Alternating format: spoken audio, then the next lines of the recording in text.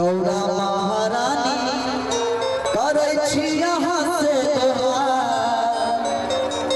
हे भोले रानी गौरा महारानी करे छी यहाँ से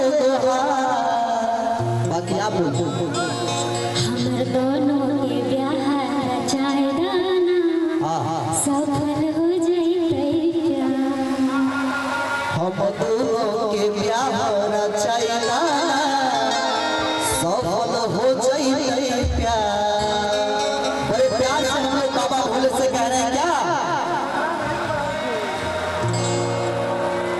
हे भोले रानी गौरा महारानी करे छी यहाँ से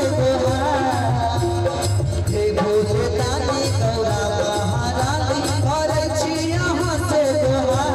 हम दोनों के ब्याह कराई दाना सफल हो जइतै हम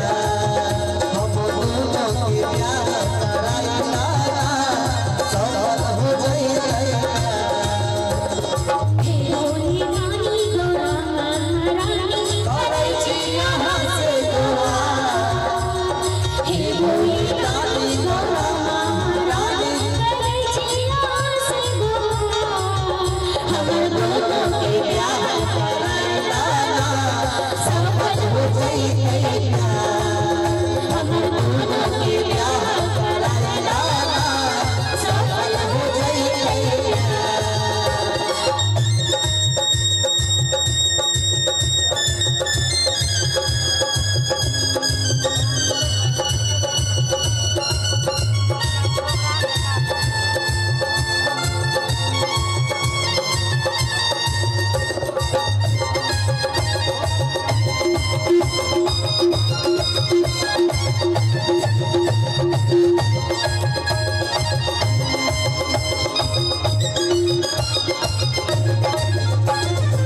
बाबा भोले से कहना है कि बाबा